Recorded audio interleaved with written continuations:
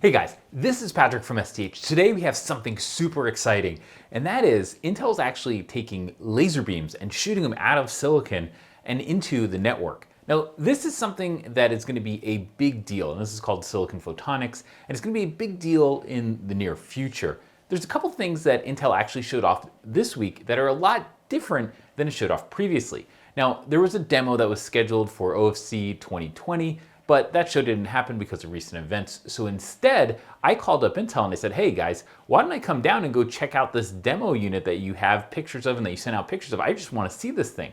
And what this specifically is something called co-packaged optics. And the idea here is that in the future generations of switches, we're going to need to actually take the optical transceivers and take them from the front panel and move them instead to being packaged alongside the switch ASIC. Okay, so what's driving this change? Let's take a quick look. And really one of the big changes is that Facebook and other hyperscalers are really looking at how do they scale to faster networking speeds. The external bandwidth is significant, but the internal inside Facebook and others data centers traffic is actually growing at a much faster rate. So something that these companies are trying to figure out is how do you scale from today where 100 gig is very common into the 400, 800 gigabit per port generation. We actually covered this during part of our 2018 OCP Summit coverage, the idea that the industry was going to have to move to co-packaged optics, but it's actually starting to become a reality, and Intel is actually showing off a demo of a working switch. Okay, so let's talk a little bit about what we mean by a pluggable optic. So if you look at a modern switch, you're gonna see things like QSFP28, you might see SFP28, previous generations QSFP Plus and SFP Plus, and then before that you had QSFP and SFP. And what these pluggable optics really do is they make it so that you can take a switch, you can manufacture that switch in high volume, and then you can customize how far you want that signal to transmit and what kind of transmission properties you want. So for example, you can put a long range optic in there, you could put a short range optic, you could put a DAC to go within a rack, but you can customize that literally as you're installing the switch in the data center. So if you think about it from a market standpoint, that's a really good feature because what you can do is you can drive down the cost of switches because you can get higher volume. You don't have to do custom switches everywhere. You can drive down the costs of the optics because there's a common format. So overall, this has been extraordinarily flexible, and it also has helped drive manufacturing costs down. So after decades of having these pluggable optics and having this kind of ultra flexibility in our networking, and we're talking really about switches here, but it kind of applies to other things as well, such as NICs and routers, firewalls, you name it. We've had a lot of flexibility just because of these modular transceivers. But now we're starting to pay the price of that modularity. So if you think about what has to happen, you have to take a signal from the switch ASIC, you then have to route it over PCB to go to the optic module.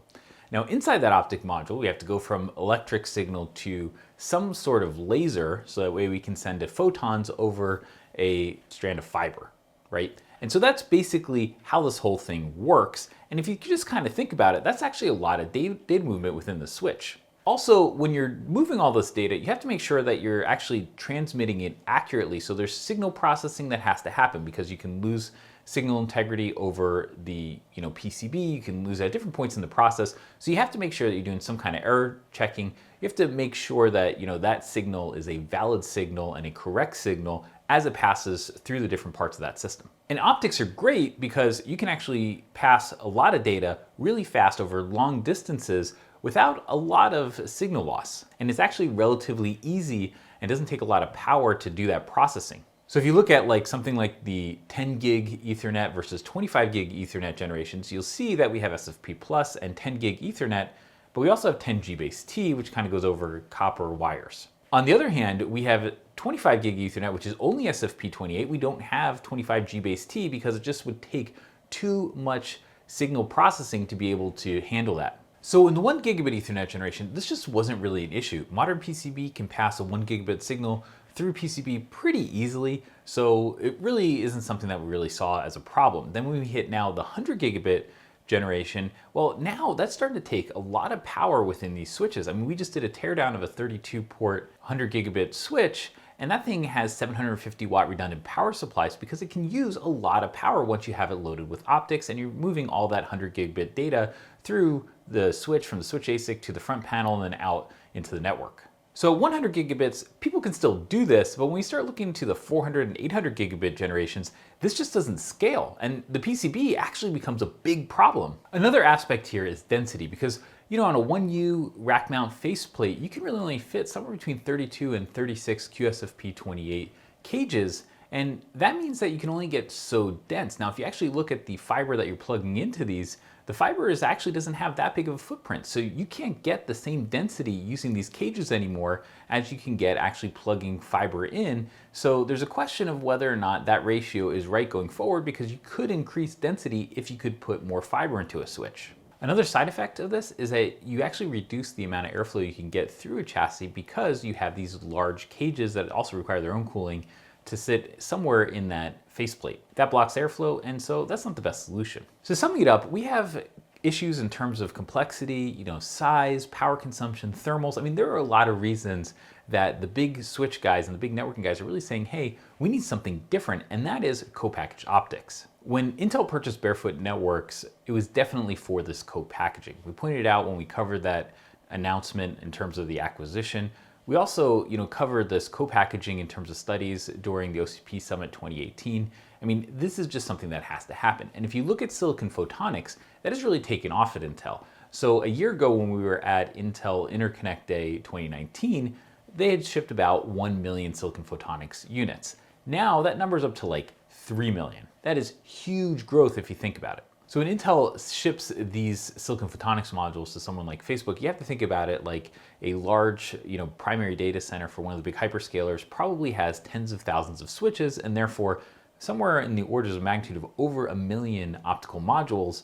So that's actually a lot of modules shipped, and it seems like Intel is actually going from silicon photonics being a lab project to something that's a shippable product that's actually winning a lot of deals in the market. On the Barefoot side, there's something that you might not know, and that's the Tofino 2 switch chip is not actually a monolithic die. Instead, there is the monolithic ASIC, which is your switch ASIC, but then on the side, co-packaged with it, is actually 2 I/O modules on each side, which means there's 4 I/O modules and 1 switch ASIC. That's being co-packaged using TSMC's 7nm process. So it's actually not an Intel process, but that's okay. I mean, hey, this is first gen after they got purchased, right? We recently featured the Edge Core switch that was a 3.2 terabit per second device.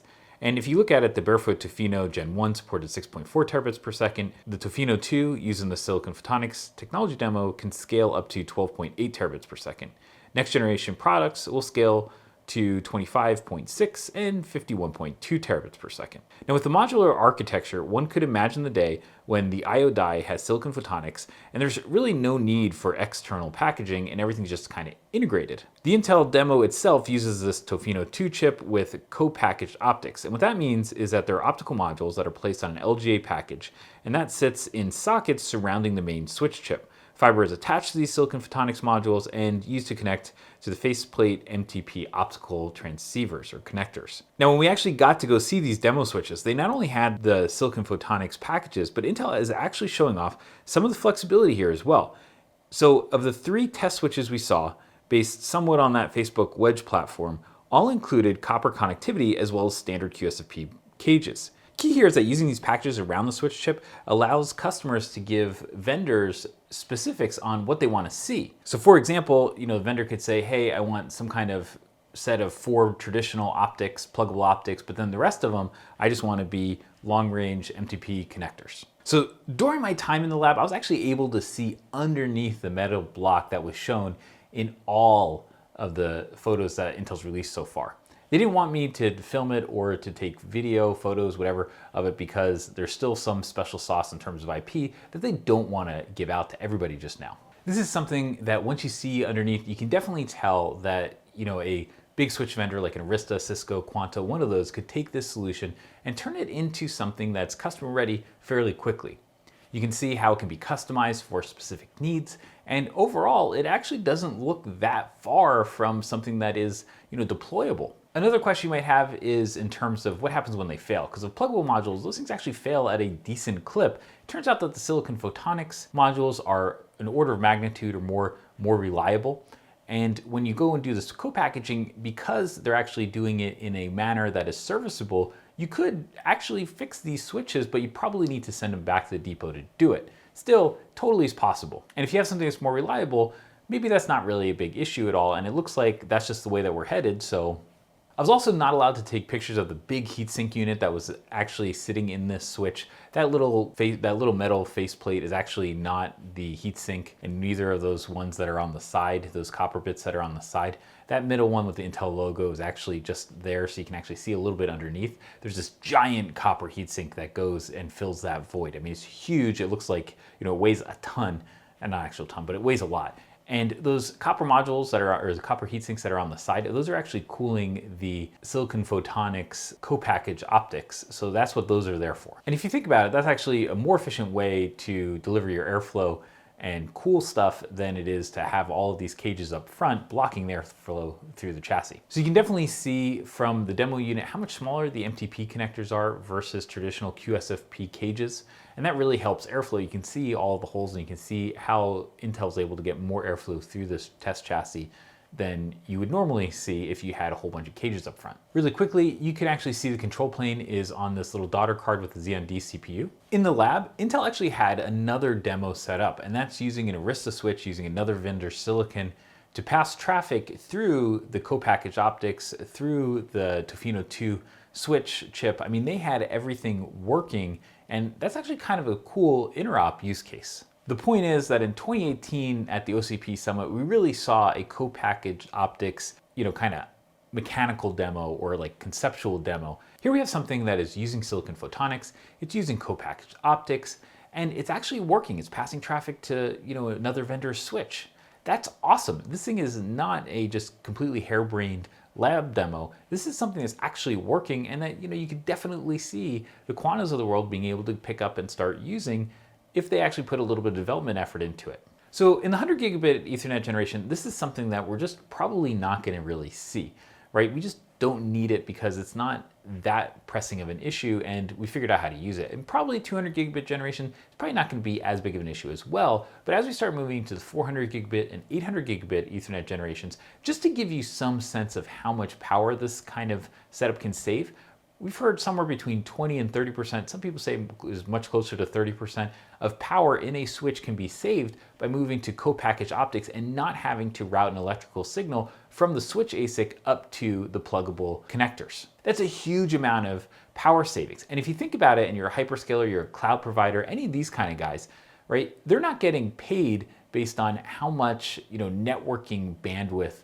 they're selling. But they kind of are. I mean, AWS bandwidth is extraordinarily expensive, but at the same time, they're really getting paid for how many CPU cycles they can sell, for example. And so if you can lower the amount of power used in that network, that means you have a bigger power budget for that compute. Having a bigger power budget for compute means that you can sell more. Basically like you're increasing your inventory of a cloud provider. So of course they're going to want something like this. Again, this isn't something that we're necessarily going to see tomorrow, but as we move to faster generations, all of the big cloud providers are going to move to this, and then we're going to start seeing it trickle down to the rest of the market. Hey guys, thanks for watching. Why don't you subscribe to our YouTube channel and put on some alerts so that way you can see the next time that we upload a new video. You can also check out the STH main site of the other videos that we have on YouTube. And overall, hope you really liked what we're doing because we're doing more of this kind of stuff. Thanks again for watching and have an awesome day.